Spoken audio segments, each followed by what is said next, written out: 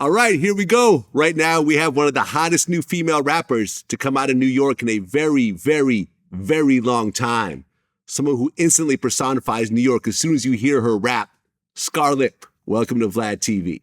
What's poppin'? Hey, pleasure to have you on. Actually, my man Shaq, he texted me a couple of weeks ago with that freestyle that you guys did. And I'm like, oh, who's that? Who's the girl after you? He's like, oh, that's Scarlett. I'm like, oh, okay. That's crazy. So you can thank Shaq, the big man, for, Thank you, Shaq. I fuck with Shaq. Of course. Of course. And then, once I started doing some research, I saw that my man Swizz Beatz was executive producing your project as well. And then it's like, okay, we need to have her on here. Let's bring her on. Oh, yes. It all fits together. Well, look, this is your first time here. So as usual, I want to start in the very, very beginning. So you grew up in New York. Yes. Okay. And I remember you kind of moved around a few different parts in the beginning. So tell me about that. Yes. I was born in the Bronx. I moved to Brooklyn, PA. I've been around the world, Yeah, I've been in and out of detention centers, foster homes. I've been to everywhere. Yeah. Okay, we're going to get into that part of the story, but I'm just going to go year by year and kind of get you to that place. So your dad is Nigerian. Yes. Okay, and was he and your mom together, or they were just kind of dating, or? Him and my mom wasn't together. When I was around, they wasn't together. They was married, but they was estranged, Okay. So they actually were married, though, in the beginning. They were married. My dad married my mom for a green card so that he could be able to be in America. Aha. Okay. So it wasn't like a real marriage, per se. But they still had you, so clearly there were some real elements to that marriage. Yes. Okay. And you have siblings as well. You have, 2 brothers and a sister? Yes. One died when he was a baby. That was before I was born, though. Oh. Well, I'm sorry to hear that. Okay, so your other siblings, same parents or different parents? Me and my brother has the same parents. My 2 other siblings have 2 different parents. Okay, so your older brother or younger brother, same parents? My younger brother. Aha. Okay. Okay, interesting. All right, so after your dad split up with your mom, did he go back to Nigeria or did he stay in the U.S.? He stayed in the U.S. He just married my mom to be able to be as a citizen in the U.S. Okay. Got it. So as soon as that expired, then he just went on his way. Yeah. Okay. Did you maintain a relationship with him at all? No. The last time I see my dad, he was coughing up blood in the hospital. After my mom died, we didn't really have a relationship after that. I seen him one more time after my mom passed. That was around when I was 12. In the hospital, and then after that, I never seen him again. Okay, so up to the time that you were 12, what was going on with your relationship with your dad? How come you never got to see him? It was, I see my dad when my mom was alive here and then. It wasn't frequently, but it was at least twice a year. Something like that.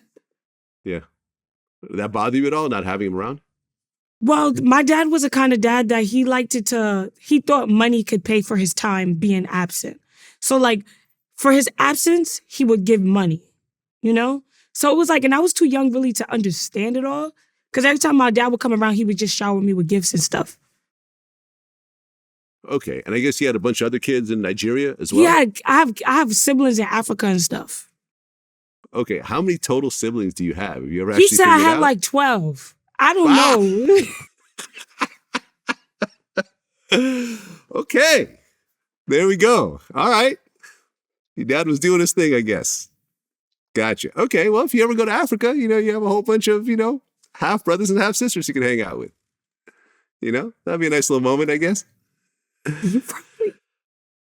Okay. So here you are, you're growing up in New York, and you have a relatively stable home life up until the age of 12. Yes. And what happens at 12? At 12, I have to live with my aunt. Okay, and that's because of a situation that happened with your mom, though. That's because my mom died. Yes. Right. So was it like a hit and run My accident? mom died. My mom died because she got hit by a car. The hospital, she went to the hospital, they had to cut her leg off. She survived for like a few weeks, but then the doctor said she was getting better, and then one day she just never we just got the call that she died. Okay, so your mom gets into this horrible car accident. Was she walking or was she driving herself? I wasn't there, but I was told that like my mom was drunk when she left, and that when she was walking, but when she got hit by the car, it was a red light. So the car hit her while it was a red light. She was walking. She was supposed to be with her sister, my other aunt, but my aunt left her out there while my mom was drunk, walking, and then she got hit by a car. Okay, so your mom gets hit by the car. She goes to the hospital. They amputate her leg. And do you remember actually going to the hospital to visit her and stuff like that? Yes. Okay, and how was that whole situation? Well, visit my mom in the hospital. It was hard to see my mom like that. Yeah, I mean, did she think she was going to make it when you guys were talking and you would visit and everything, or was it bad? She was in pain, but she thought she said the doctor said she was getting better. Yeah. We believe she was gonna come home. Well, 12 years old is young, but it's old enough to remember as an adult. So when you got the phone call and you were told that your mother didn't make it, how did you take that? I felt like it was my fault Why is that? because the day I was supposed to see my mom, I decided to hang out with my friends instead, and that was the last time I was going to be able to see her. The day she wanted me to see her, but I'd rather hang out with my friends that day. And then that same day, we got a call. The next day, we got a call saying she was dead. I'm sorry for your loss. Okay, so suddenly your mom passes away. Your dad is not around. So is that when your aunt came in for you to live with her? Okay. And usually that's a good thing, but in your case, it was the exact opposite. So your aunt had a boyfriend. And what happened in that situation? My aunt's boyfriend would like molest me.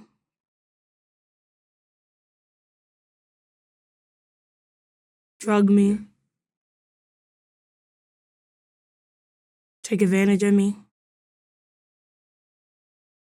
And she would just watch it happen.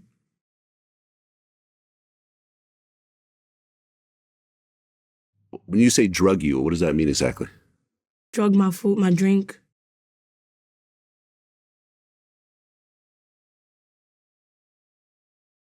Yeah, I mean, you talked about that in a song later on, Therapy. And I actually cried a little listening to that song. I have a person close to me that had something similar happen to them. And, it just started to dig up the feelings and conversations that I had with that person. That was horrible. You were only 12 years old at the time? Only 12. And then I thought like me going to my aunt, like, cause she said she didn't want us to be in the system. But did worse to us. Yeah. To me.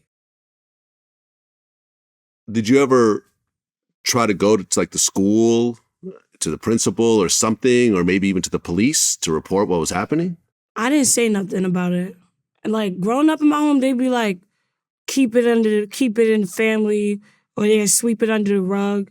And then my teachers always wondered why I was always so angry as a kid. I was always fighting. I was always acting out. But it's really because I was going through a lot at home. I mean, it's too bad. I mean, do you think back on it right now, if you had just said, you know something, screw this, I'm going to walk into a police station and I'm just going to tell them everything, if things would have changed at that point? Yeah, but at the same time, I was only a kid, and I'm just thinking like, these is my family, this is all I have. I don't want to be in the system. I was just thinking a whole bunch of things, like, you know what I mean? Like, Yeah. I'm sorry you had to go through that. And, hopefully talking about it in interviews as well as putting it in music offers some level of healing. But it's a lot. It's a lot to go through. Okay. So you're in this horrible situation at home. And then the situation with your older brother happens. And you were 16 at the time? Yes. Okay, so for 4 years, you had to go through this situation at home? Yes. Wow. Okay, so let's talk about the situation with your brother. So I guess you were going out to a basketball game with your friends, your aunt told you to be home at a certain time, right? Mm-hmm. Okay, so tell me this story. Okay, so I was basically going to a football game or whatever, and my aunt did tell me that I had to be home at a certain time or I wouldn't be able to get in the house. So I said, okay, I'm going to make sure I come home early. So I went with my friends to a game, and then when I come back home, I came back an hour early than my usual time I'm supposed to be home. And when I came back, the lights in the house was on. So I knocked on the door because I knew that they were home. When I knock on the door, they look through the peephole and then they cut the light off to act like they're not there. Like, you see me knocking on the door, open the door. You know what I'm saying? And then that's when my little sister came down and they said, oh, you can't come in. You got to find somewhere else to stay because you was late, da-da-da. And I'm like, yo, I'm an hour early. But I'm just like, all right, whatever. I start walking because now I have to find a place to sleep tonight. I'm only 16 years old and I'm not about to sleep on the streets, you know what I'm saying? So then that's when my brother come outside, and then that's the whole situation. He's asking me for money, saying he needs money, this, that, and the third. And I'm telling him I don't have any money. Then I'm telling him like, yo, you see this woman just kicked me out the house. I'm already going through my own problems. Leave me alone. He's like, yo, that's your fault. You shouldn't be out there being a hoe. You shouldn't be out there being a hoe. He was like, so you're not going to give me no money? I said, no. And then that's when he punched me in my face. He punched me in my face. And I just remember, once he punched me, I just remember blacking out and only seeing stars. And then I just woke up. My body was on the ground, and it was just blood squirting out of my mouth. And I just started screaming, could somebody help me? Please, could somebody help me? And then that's when the neighbors came outside and they started screaming at my brother, how could you do that to a girl? How could you do that to a girl? And they called the ambulance. And then the ambulance came and got me. And then my aunt had to come outside. And they when we got to the hospital, they said, it's either he has to leave the house because it's not safe for her to stay there, or she has to leave. And she chose to make me leave. That's crazy. Okay. So he hit you just with his fist or with an object? With his fist. Okay.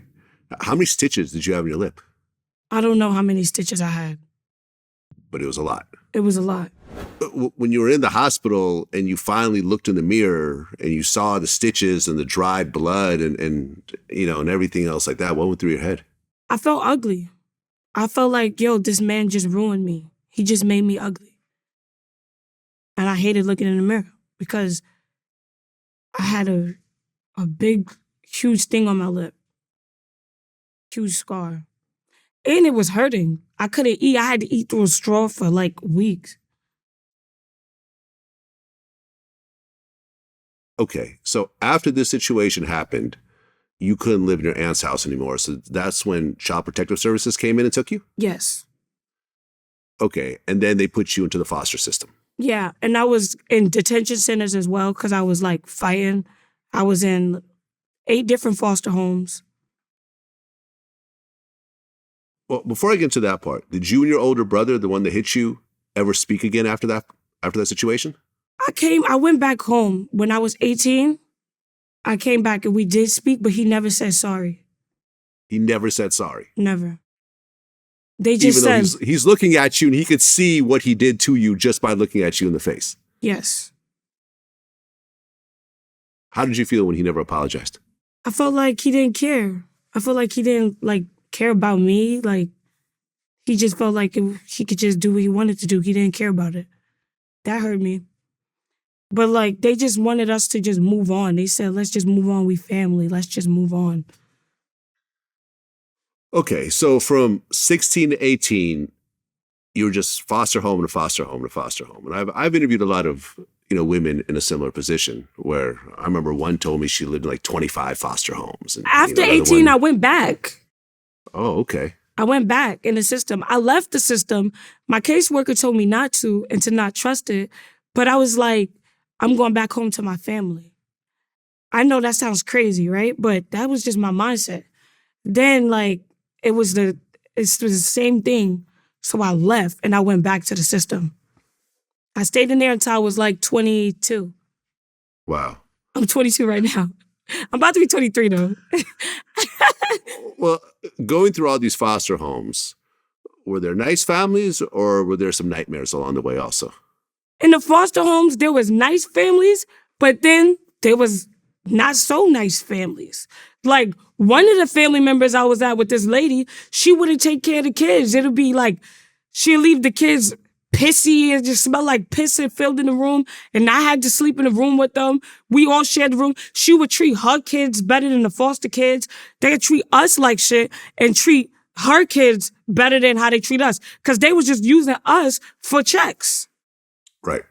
And in some foster homes, there was this one lady who was a Spanish lady, and she only like adopted teens, and she was nice. It was fun there. And it was somewhere like it was this other lady where we couldn't drink. This foster lady, she had me at her house. She wouldn't let us drink soda. Now we had to drink milk and water. I was not with that drinking milk and water. How am I eat chicken and then drink milk? I said, Miss, I'm not with that. And then another thing, it was no Wi-Fi at the house. I'm a teenager at the end of the day. I want to be on Facebook. I want to see what my friends is talking about. And I want to like post. But no, we can't even be on. We don't have no Wi-Fi. The only thing we had was DVDs. I got about there. I was there for one day. I got up out of there the next day. I wasn't staying with that lady. She crazy. Okay. So as you're going through all this, at what point did you actually start looking at music? Because at first you started with poetry, right? I started with poetry since I was a little girl. Okay, so as a little girl, you started writing poetry. At what point did you say, hey, maybe I could take these poems and turn them into raps? 16 years old. 16. Okay, so was that before or after the incident with your brother? After that, that was before the incident with my brother, but it wasn't until when I was in foster care, that's when I wrote the most raps. My creativity just went crazy in foster care. Okay. And you're a big fan of the movie Scarface. I ain't gonna lie, sort of. Sort of. Okay, because your name isn't it sort of a play off of Scarface? My name is Scarlett. And then I got it from that. Scarface. Yeah, it was a part That's what I'm saying. That's what I'm saying. So basically, based on the movie Scarface, you came up with the name Scarlett. Yes. Did you really struggle for a while with that name? Were you like, I don't know if I want to put that out there like that, or no, I'm going to stick with it? I had to put that out there so that I wouldn't feel ashamed anymore. I put Scarlett because if I call myself, yeah, I got a scar on my lip. Yeah, people make fun of me. People talk about me, say I got herpes. They say all of these type of things about me. But if I put Scarlett and call myself it, I'll be confident and nobody will be able to make me feel less than who I am. So that's why I made my name Scarlett. I love that. I absolutely love it. You take the full control. I mean, it's almost like, like when I interviewed Conway, Conway the Machine, how half of his face was affected by the gunshot. He went and got a chain of his face. He's like, yo, here's my face for all y'all to see. He made a big gold diamond chain out of it. You know what I'm saying? Like he embraced it. I love when people take a negative and embrace it and turn it into a positive. Okay, so you started thinking about doing music, and you made your first freestyle in 2016. Yes. Okay. And then you started working on songs. Yes. So the first song that you made, was that Therapy? Yes, that was therapy. Okay. And that's a pretty heavy song. When you really, what really led you to say, okay, I mean, because in rap, you could do whatever. You could be the sex doll. You could be the girl who's richer than everybody. You could be the backpack rapper. But you said, nah, I'm going to actually take, this really horrific event and I'm going to put that into my music. What made you go that direction? I feel like music was like the way I could express myself. And like, I be putting my thoughts into my poems, and like that therapy was a poem and it turned into a song. Like, I was just like, I'ma share my story and share what I went through and turn it into my music, And that's why I really did therapy, because like, I just wanted to put it into music, and express myself. What, did Suicide Awareness, that come out around the same time? Yeah, suicide, I think so. Okay. Was that based on a real situation? Yeah, suicide awareness. Yeah, I have. That's based on me. Yeah, like I had suicidal thoughts. I wanted to I was depressed, so I wanted to kill myself a lot of the times. That's Okay. just real stuff. You had mentioned cuts on your arms. Did you actually cut yourself No. at certain points? No. Okay. All right. So that was just the artistic part of the song. Yeah. Okay. Got it. Okay. So that comes out and, it does something, but then by 2022, that's when things started to heat up for you. Mm. So the first song that started to go somewhat viral, was that Ramen or the Glizzy Gobbler? Glizzy Gobbler. Okay. So that was the first song that did well. Okay. And explain what a Glizzy Gobbler is. So everybody thinks Glizzy Gobbler means like something sexual. Glizzy Gobbler doesn't mean anything sexual. It means like she's a dick eater. Like that means like Glizzy, you're a Glizzy Gobbler. Like you're a dick eater. Like you're meat munching. Like that's what Glizzy Gobbler means. Like you're doing too much. It don't mean swallowing glizzies or anything like that. Okay. And you made the music video. You were in a hot dog truck. I didn't really need to see the fat dude all greased up. I could have gone without that in the video, but hey, it's your music video. You can do what you want. And that song got like 400,000 views on YouTube. Mm. But on TikTok is where it actually took off first, right? Yes, it got over like 4 million views. Okay. So how did it feel to have a viral TikTok song? It felt really good. I felt like I made it out the hood. You know what I'm saying? Yeah. Yeah. Even though the money wasn't really coming back then, but still you're like being noticed at this I was point. being noticed. Boosie co-signed me. Yes. Yes. My man Boosie, who was on Vlad TV all the time. How did it feel when because Boosie reposted you, right? Yes, when Boosie reposted me, it felt like I had a shot. That's when motion started coming in. His push, his cosign got me a lot of press. Mm. And I felt like I made it, bro. That shit helped my career a lot. Okay. And then you put out Ramen. Mm-hmm. And that got like 6 million plays on TikTok. Yeah, that shit went viral. So now you have 2 songs Going that are viral. going viral on TikTok. Okay. And did that start turning into like show money and stuff like that? Nah. It actually just got me views, but it went down. Shit started to slow down. It got me notoriety. It got me people to watch me, but not the people like that could really move you, like do something for you, like your career. You know what I'm saying? Yeah. I feel you. Okay. But now at least you got the motivation. You're seeing that what you're doing, millions of people are noticing. So even though the money's not there, the eyeballs are, which working. opens opportunities Yes. to other things. Okay. And was it after that you dropped the This Is New York record? I dropped the This Is New York record 5 months later. Right. Okay. And tell me about the mentality behind putting out this record. This Is New York record, I was just mad. I was just pissed off. Like, I was like, yo, I want to give these motherfuckers something they can feel. Like, I want to I just want to bring that aggression. You know what I'm saying? I want to bring that angry music, that back the fuck up, move the fuck back. And I was just like, let me make a song for my city. You feel me? Like, that's really what it was. Like, kicking all of these niggas out of New York. That's not New York. This is New York. That type of vibe. I mean, yeah. I mean, when you listen to it, it's like, okay, this is so New York right here. Especially like you mentioned the whole Onyx kind of vibe to it. And I mean, I remember I grew up listening to Onyx. Fredro's a regular on the show, you know. So Sticky's been on a bunch of times. So to see that kind of pop off, and then the music video, was real New York.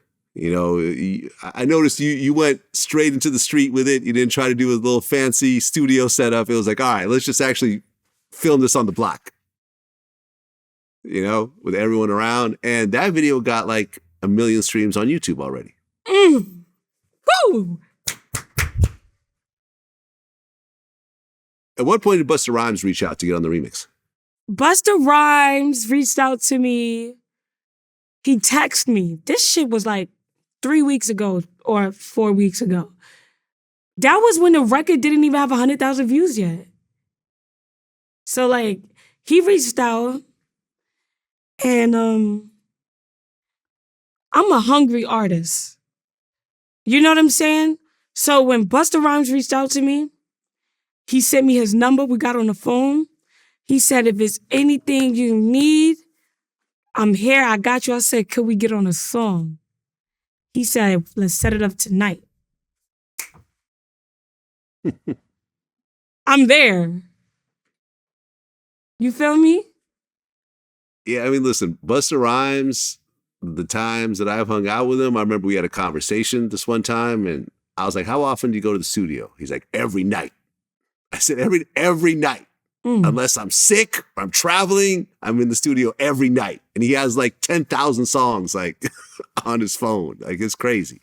So yeah, I'm not surprised when he said, yo, I'm coming through to do it tonight. So now you're in the studio and Busta Rhymes is spitting lyrics on the remix. How did that feel? Being in the studio with Busta Rhymes, I was just so like starstruck and I was nervous. I'd be nervous. I was nervous because I was like, oh my God. Because we were supposed to do songs together. And I was just like, I got to make sure I bring these bars. I can't come with no whack shit. Like, we about to do a song. I got to make my bars hot. You feel me? Like, so I was just nervous. I ain't gonna lie. But I was happy at the same time. Okay. But that song's not out yet, the remix. No.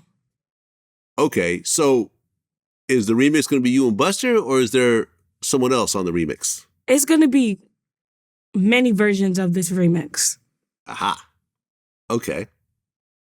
Has anyone else recorded verses on this song aside from Busta Rhymes? Snoop Dogg. Snoop. So Snoop is doing a New York record. He's doing New York. No, this is LA version. Ah, okay. That makes more sense. Okay.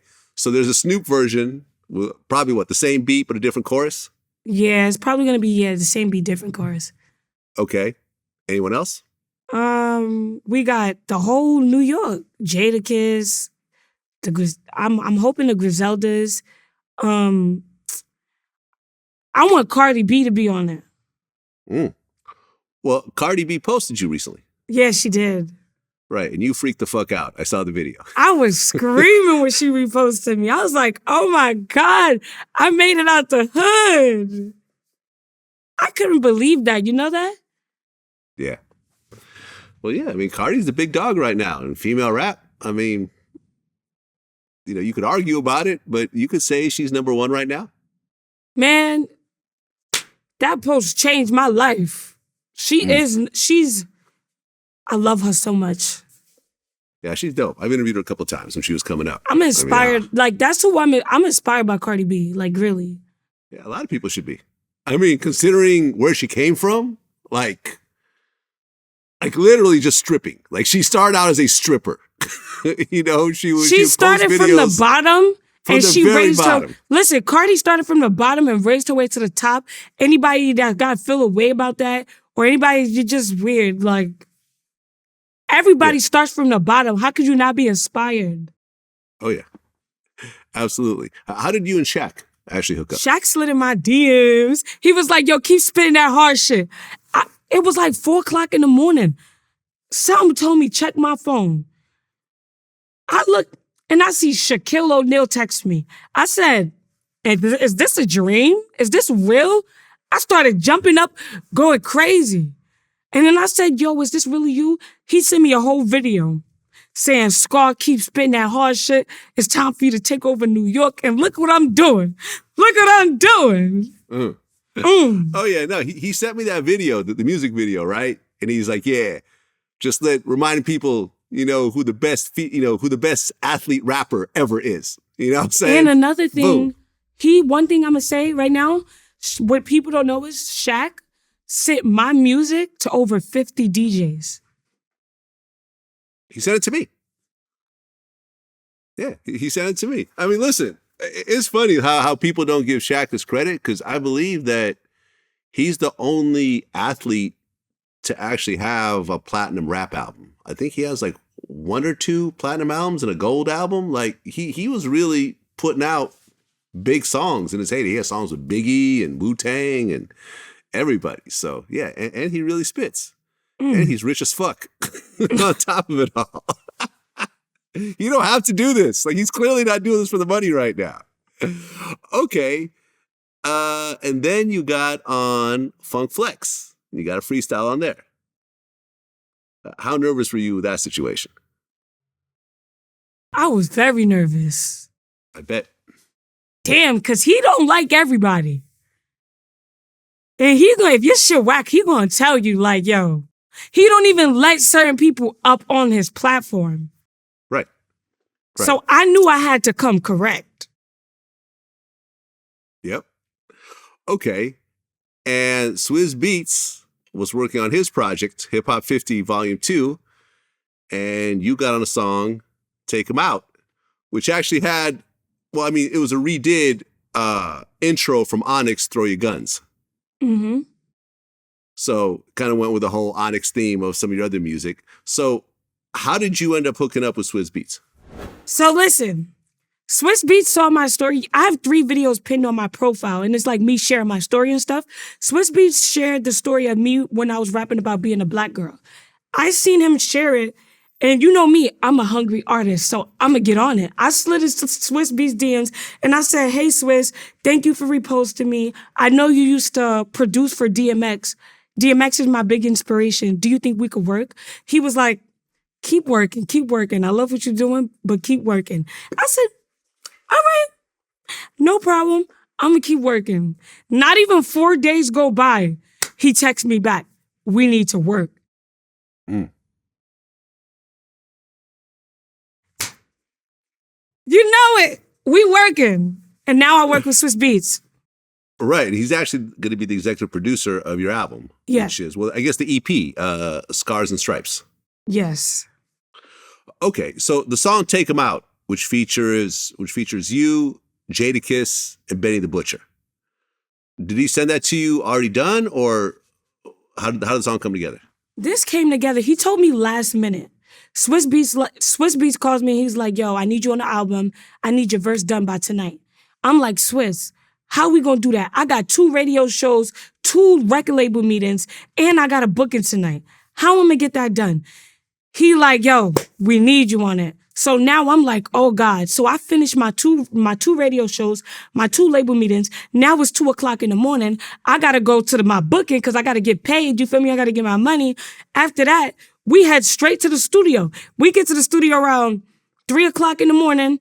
I'm under a lot of pressure because, listen, I got to do a song with Jadakiss and Benny the Butcher. I can't give them no whack bars. I got to come correct. I got to come with that heat. So I'm like, oh my God, how I'm going to do this? Next thing you know, I'm sitting on the floor. I'm just listening to the beat, writing down things. And then next thing you know, the words just start forming. It's like I could see the words and I could hear the words. And then I just said, I'm ready. I get in that studio and I bust my verse down. I ain't get out the studio till like 7 a.m. So I didn't get no rest or nothing, no time to think. I just had to act. Okay, so the Benny the Butcher and Jadakiss verses were already on there? their verses was done. He added me to it last minute. Okay, so you're sitting there like, okay, I got to compete with these two. Like, damn, all right. Jadakiss and Benny, imagine, right? That's what I'm saying. I got to compete with these two. Like, these aren't mumble rappers that we're talking about right here. These are actual lyricists, like serious. Jadakiss has been legendary. And, Benny the Butcher as well. But, Benny's obviously newer. But his pen game has been ridiculous for decades now. Mm. So now you're having to go in the booth like, okay, like I got to keep up. Yes. and I got to try to outdo both of them on top of it. And I'm tired. What was that one line? Explain this one line in the song. You're talking about a female. You say, it's really fucking up my nerves because I'm trying to understand how you look in that mirror and believe that you're a man. So when I mean by you looking in the mirror and you believe you a man, like you is a bitch. And you in the mirror right now believing that you this nigga, but you really a bitch. That's what I meant. You're a bitch. So you're talking about a man. You're not talking about a female. Yeah, no, I'm not talking about a female. No, I'm talking about a man looking in the mirror believing. I don't know. You get it what I'm trying to say? Yeah, I understand. No, I guess I was trying to follow the song in terms of who you were talking about in the song. It kind of sounded to me initially you were talking about the female thinking that she's a man, but no, I guess if you're talking about a man who's actually a bitch, yeah, okay, I get it. Got it. Okay, so with everything that started happening, with the features and everything else like that, the labels started to come around. I mean, you were talking about label meetings and so forth. Have you officially signed yet? Not yet. Okay. Are there some big offers on the table? Yeah. Yo, could you believe, this record label going to try to offer me $100,000 to sign? $100,000? You gonna keep me in the hood. I'm trying to get out the hood. Y'all got all that money. These record labels got all these billions of dollars and you can't give me 1 million out of the billions? I'll be back next time. But they never played with me like that again. Somebody offered 100,000, somebody offered 250,000. Then now somebody offered 800,000, and we just gotta keep it going, man. Gotta raise the bar and raise the price up. Hey, listen, right now you're buzzing and you got a lot of cosigns and there's songs that are reacting and going viral. Just tax them as hard as you can right now. You know what I mean? Get as big of a bag as you can. And really, but more importantly, just try to find the right situation. Because ultimately, all these dollar amounts are all loans, right? It's not like they're really giving it to you in your pocket. They're saying, okay, we're going to give you $1 million, but you have to earn that back. You see what I'm saying? Yeah. It's really kind of like a bank. Like, okay, we're going to give you this $1 million, we're going to give you this budget and blah, blah, blah, but you got to earn it all back until you see any profit after that, which is the whole point. You don't want that $1 million to be the last amount of money you don't keep the money they give you? Not exactly. They'll give you, if they say it's $1 million deal, they'll say, okay, you get a certain amount of money up front, but then we're going to budget $1 million for your project, meaning that 200,000 might come from, your promo tour. Like the label's going to have to pay for all that. Your hair and makeup. A female rapper is expensive. So, your stylist and your makeup artist, the label's paying for that, but you're really paying for it yourself, right? But they're going to lend you the money up front. They're going to say, this is part of your $1 million deal. But, this amount will go to your makeup artist. This amount will go to your stylist. This amount will go to your travel. This amount will go to the promo. This amount will go for your studio time. And, the whole point is that you want to sell a project that makes 2 or 3 million. Right. That ultimately, after you earn back that $1 million, then you'll have some profit at the end. But keep aware that that's how these labels work. It's not really $1 million in your pocket. I mean, maybe some deals are, but most deals are not like that. Wow. So, have a good manager, have a good lawyer, talk to people like Swizz who have been through it for decades. Yeah, that know how this shit works. Swizz is actually helping me get a deal right now. Right. So he'll walk you through a better situation than like a brand new artist without any sort of representation. See what I'm saying? Yeah. So, okay. So you got the Scars and Stripes EP coming. What else you got in the works? A few music videos coming out. A whole bunch of by the end of the summer or by the end of 2023, I would be the first female rapper to have the most remixes on one song. Okay. The This Is New York remix. The This Is New York remix. Okay. How many remixes do you want total? I want every state. Every state. You're just going to hop state to state. Yes. Get all the hottest rappers in every state. Yeah. But let me tell you Florida, something. This is Alabama. But let me tell you something. My music that I have in a tuck is better than crack. The people fiend for it. They need it. They need just one more shot of it. This music is better than crack. And This Is New York is at the bottom compared to the music I have just waiting to drop. That's what's up. That's what's up. Can we get an acapella freestyle before we let you go? Y'all want me to rap right now? Right now. Yo, said this that shit that make your soul shake. Jaw break. Knocked out in broad day. Heard he with the drug lords, but he not what he portray, but I am. Whatever you say I am. No Slim Shady, call me Tom Brady the way I shoot my shot with the 9. Call it the Matrix, where the truly fucking shake up his spine. You gotta stand out in this world or you gon' get left behind. It ain't no peace up in these streets, they make us starve with the beast. So now I'm snatching niggas' place, cause best believe I'm eat. Born sinner, the opposite of a winner. Nah, born killer, the opposite of a liver. Truly fucking up his spine, now that nigga need a liver. I'll bring the action to you. You ain't no scar deliver? Okay.